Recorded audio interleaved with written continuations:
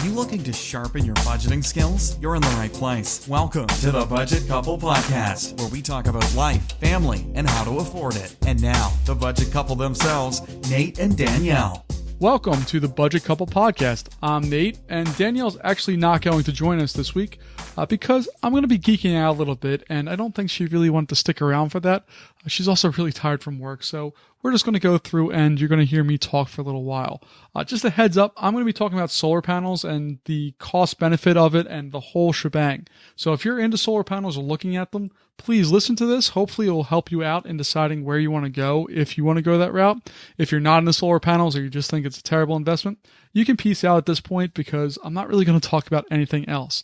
The only other thing I will say is that if you could please leave us reviews through your podcast player of choice, it really helps grow the show and allows us to reach more people. If you have comments or questions, please let us know as well. You can go to budgetcouple.com and go to our contact page and let us know right from there. So this topic actually came up from a listener. I'm going to read their email in a second, but they just wanted to kind of know what's going on with solar panels and hear it from somebody who's experienced it. So we've definitely experienced it. We've had solar panels since October of 2015, and it's been a fun ride. What I can say, spoiler alert, but I've enjoyed having them, and I'll explain why I've enjoyed having them throughout this episode. But our email goes, I would like to hear/see an episode on solar panels. I would like to know more about the ins and outs of the system from an actual user and not a salesperson. If it's actually working and the costs, maintenance, and all of that stuff, I think it would be interesting for an advanced budget people looking for ways to save.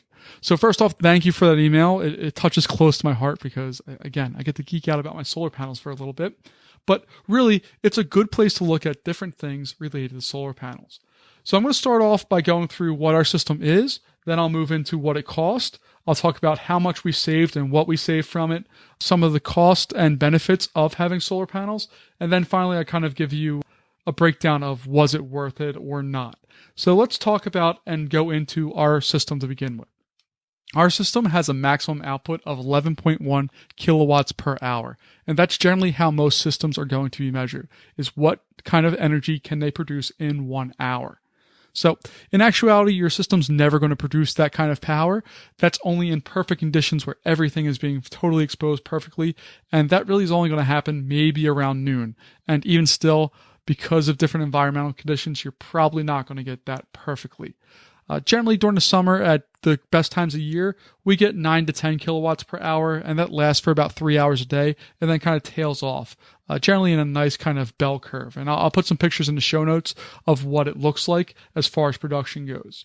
In the wintertime, we produce a whole lot less energy. So we're talking 10 to 15 kilowatts a day, whereas in the summer, we can do 60 to 70 in a day. It really just depends on the angle of the sun, its path of travel called the azimuth, the tilt of the earth. There's a whole bunch of stuff that goes into it. And honestly, I would recommend listening to whoever's going to sell you solar panels. Ask them about that stuff. They should be able to explain it and tell you exactly what you could produce around different times of year. Take all their numbers with grains of salt, but you get a general ballpark of where you're going to be at. Now, our solar system is grid tied.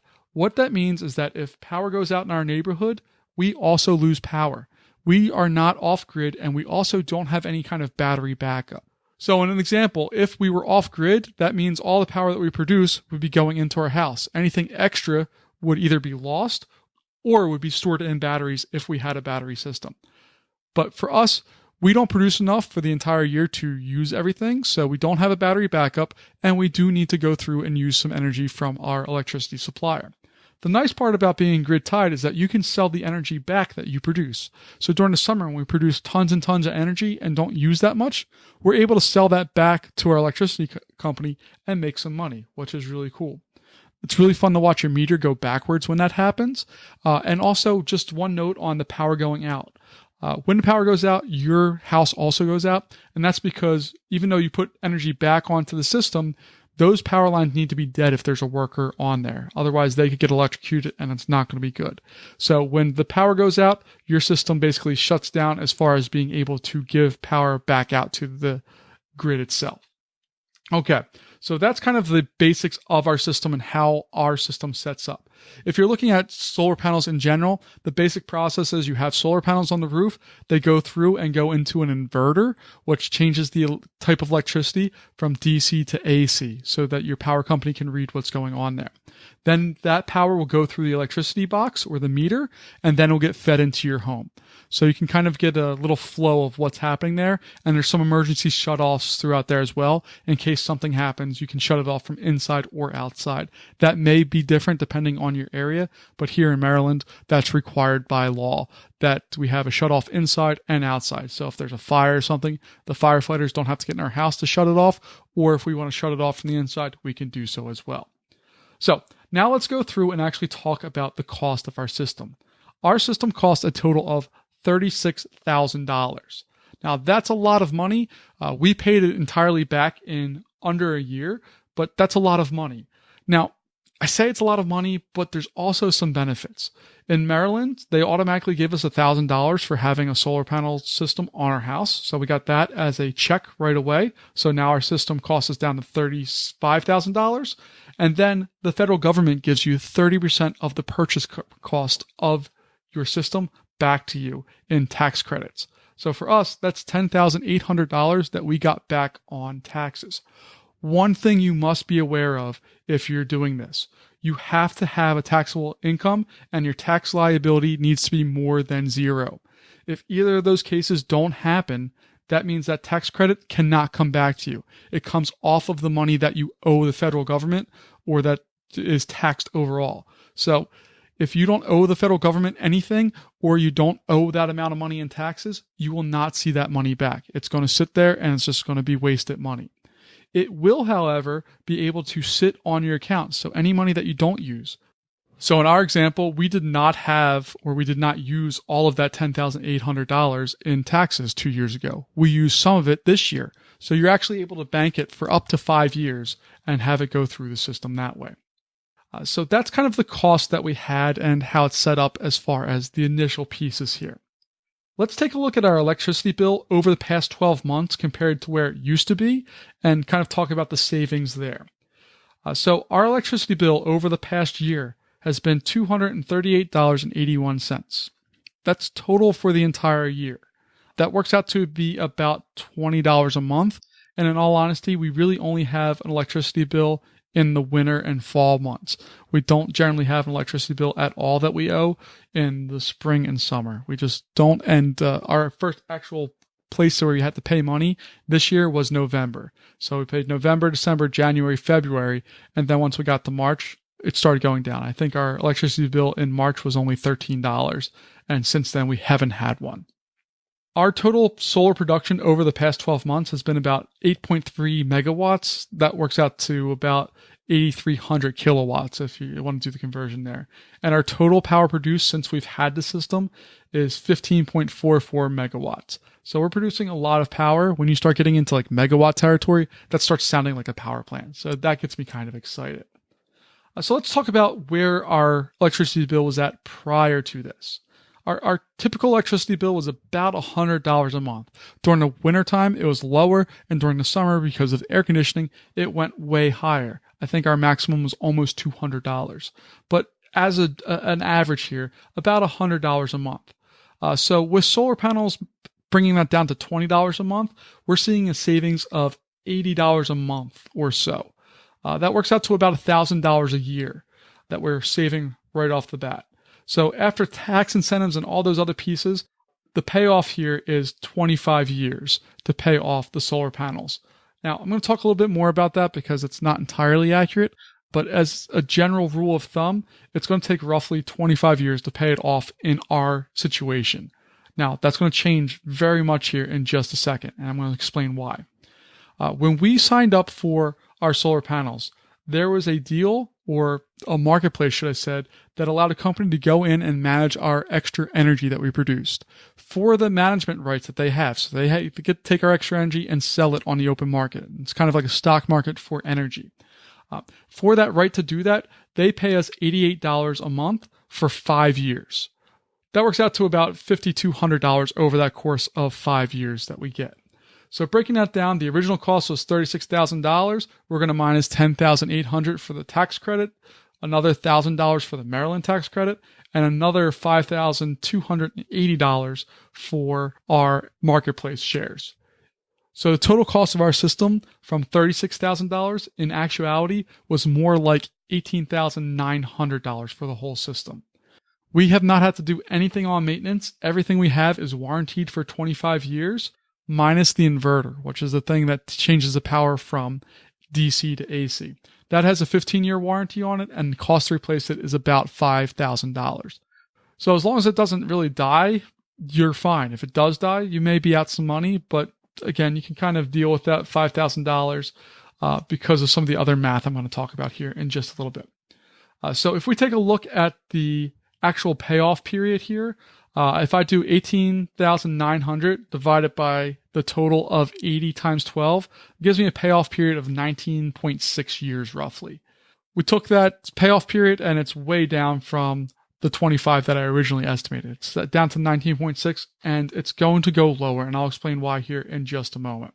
Some of the benefits you have here are increased home value. The second we put those on there, our home value actually went up by about $20,000 according to our mortgage company. So in actuality, between the tax credits and the home value, they pay for themselves almost instantly, which is awesome. You also help the planet. You do a whole bunch of that kind of stuff, but that's not the financial end of this stuff. It's more just kind of the feel good, this is neat, but not really necessary end of things. So let's take a look at some of the costs associated with solar panels. We already talked about the possible maintenance of the inverter, and that's really the only thing you're going to have to worry about out of the whole system because everything else is warranted for that entire time. You're going to think about what could I have done with that $36,000? If you would have invested it, it would have earned significantly more money than what your solar panels will save you. But again, you're not investing that whole $36,000 at one time. It's going to take some time to put that in there. In our case, it would have taken over a year because we wouldn't have had the tax credits to help out. It probably would have taken us 3 or 4 years to put that much money into the stock market or into our IRA or wherever. So there's that kind of savings if you want to look at it that way. Also, if you need to replace your roof at any point during this time, it's going to increase the cost of replacing the roof by about $3,000. So just make sure you have a nice long time left on your roof before you install solar panels, or put a new one on there before you do it as well, and then you know that it's going to last. One other cost is going to be that the panels degrade over time. So while they'll produce 11.1 kilowatts for the first few years or so, they will slowly go down a few percent each year. So by the time it's over, it's probably going to produce 80% of the power that it does now. So there's a couple things to keep in mind there. I'm going to jump back in here now to talk about one of the things that's going to lower the payoff period for us. And that's because we got rid of our gas car and we have an electric car. Since we've gotten the solar panels, we use the fuel from our house to pay for the car as far as charging it. So that's something. The total amount that we've used in electricity just on the electric car has been about 3.5 megawatts since we've owned the car. And we've owned the car longer than what we've actually had the solar panels for.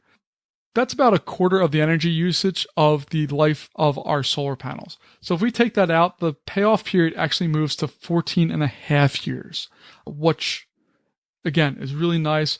Not the greatest investment in the world as far as that goes. But as far as payback, it's not too bad. If you're on a 15-year mortgage, this fits right in with that. So it pays back by the time you're ready to move on or that you have your house paid off. But there's a little bit more that we need to think about. First off, the 14.5 payback period is not a great investment. It's really not. But I am still very much convinced that I'm happy that we did it. The reasons for that is that after the payoff period, which in our case is about 19 and a half years, and if we didn't have the electric car, it would be about 14 and a half years. So if we do that, after that time period, that 19 years to 25 years, that 6-year period or so, that's pure profit. We're saving money that we didn't have to do anything with, and we've already paid ourselves back everything. So we have pure profit going on there. If our system, if we didn't have the electric car, was at 14 and a half years and we have the 25-year warranty period, and those panels will last past that warranty period, it's just kind of where it's at. I'm basing things off of when they're expected to fail.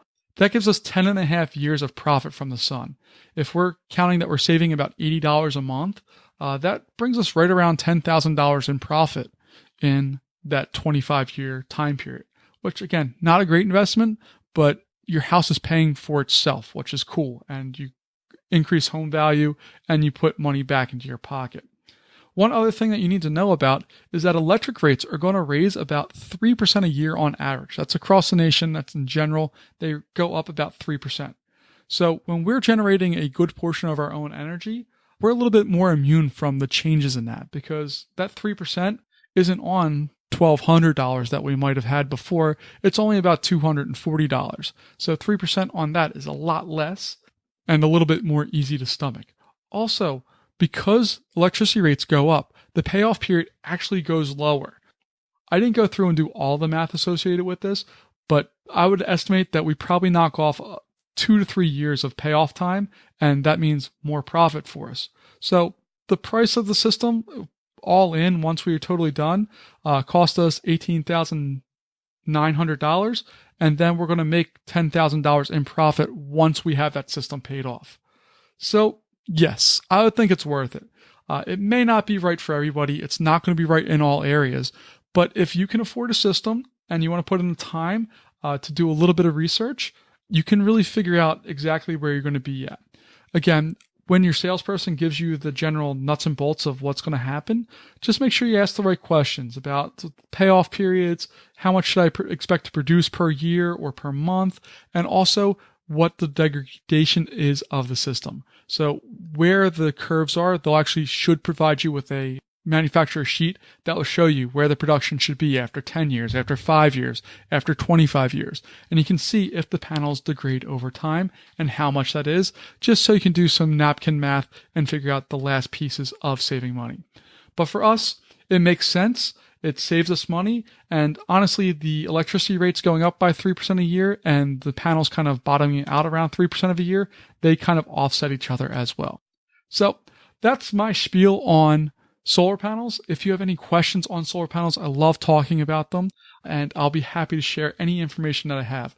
But hopefully this is a good place to get started. Hopefully it has enough information in there for you to at least get rolling with solar panels or doing the budget, and if it really fits in with your lifestyle and your budget. But again, if you have questions, let me know. Show notes for this episode can be found at budgetcouple.com/episode 32. And again, any questions, please direct them to budgetcouple.com and click on our contact page, and we'll be happy to help you out. But as a final note, I really do think this is a good investment. I think solar panels are going to become much more valuable over time, and I think it's just a good thing to do overall. I love them. I kind of tech out on them, and I really like just looking every day to see what they do. If Danielle was here, she would tell you that I literally tell her every day what we produced. So I do love them. I'm a little bit biased because I do like them so much, but hopefully I was able to give you some things to think about if you're looking at this and if it works for you and your family. Thank you so much. Have a great day, and I will talk to you guys in a few weeks. Thank you so much for listening to this episode of the Budget Couple Podcast with your hosts, Nate and Danielle. For more great content and to stay up to date, visit budgetcouple.com. Make sure to check out the next episode of the Budget Couple Podcast, where we'll talk more about life, family, and how to afford it. We'll catch you next time.